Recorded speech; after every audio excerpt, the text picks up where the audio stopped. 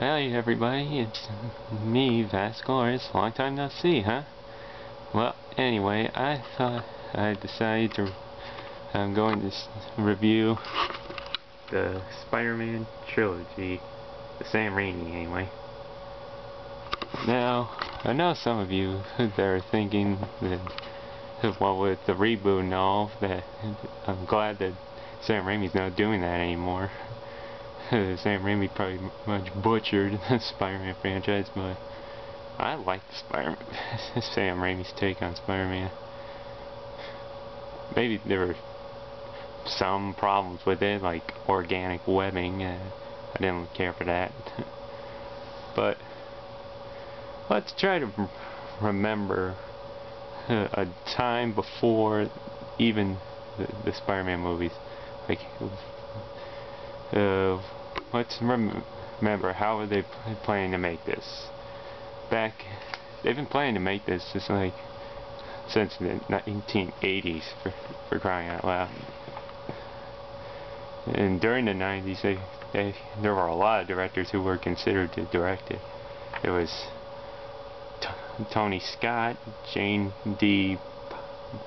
Bont, Roland Emmerich, Ang Lee, David Fincher, Tim Burton, Chris Columbus, David Cope, and best of all, James Cameron.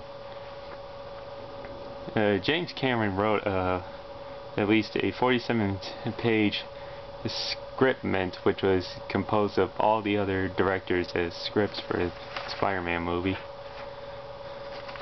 In fact, in his James Cameron's scriptment, he had Electro and Sandman in his. But in one director's script, David Cope's, he had Green Goblin and as the primary villain and Doc Ock as the secondary villain.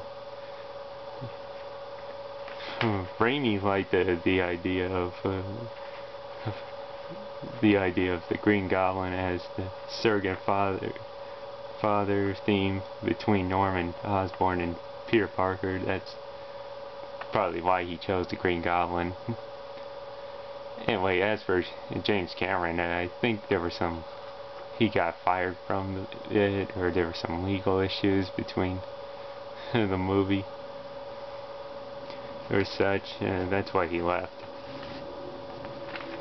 Anyway, Sam Raimi got hired. He got Scott Rosenberg hired to do the script, help him with the screenplay. That's how when he got hired, he removed Dr. Octopus and added several new action sequences. Okay, and then adding the cast for Spider-Man to audition. At one point, Leonardo DiCaprio was considered for the role of Peter Parker. Well, probably because after James Cameron was done with Titanic, he was considered for directing the Spider-Man movie.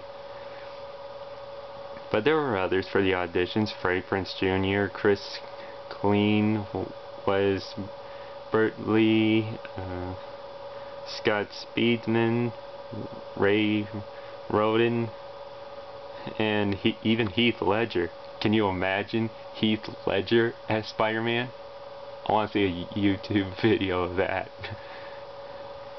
Of course, James Franco auditioned for the role of Peter Parker / Spider-Man, but was ultimately cast as Harry Osborn, Peter's best friend. But Tobey Maguire was eventually cast as Spider-Man, but he said in an interview that he never read the Spider-Man comic books, but took the role because he liked the script. You can probably judge on this a lot, if you will. I mean, and half and half. Tobey Maguire probably may or may not have been the best Spider-Man choice for the role of Spider-Man, but he did okay. He did his best. Next was the part of casting MJ. There were some audition. Back in the 80s, hundreds of actresses were considered for the role, audition for that role. Some that I can't even put in his name in this video because there was a time limit. So I'll just get down to ones who actually made it to the final four. Alicia Witt,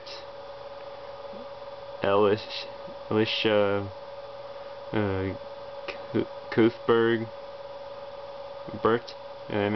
Cuthbert, Elysia Dashku, and Mena Servia. I'm sorry, it's really hard for me to read these names. But eventually the part went to Kirsten Dunst.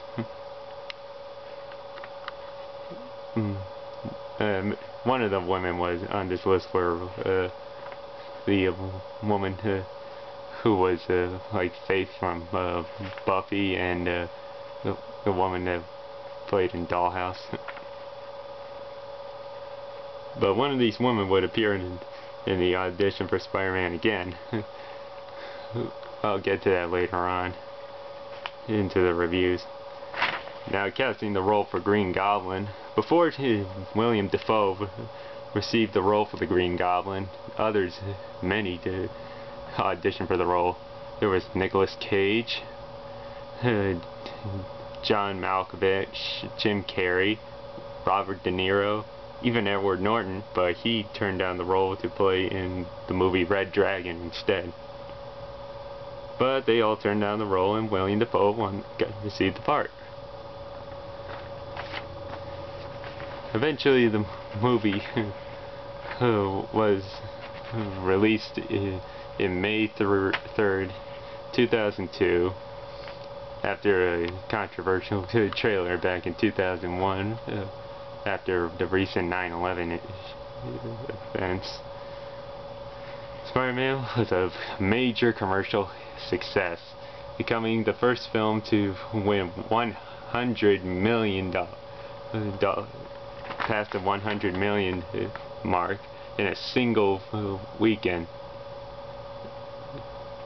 The film earned $39,406,872 on its opening day. Then earned $114,844,116 during its opening weekend. Worldwide overall, the film grossed $821,708,551. Stay tuned as I review the first film. This has been Vasculars, and here's my new catchphrase: click out.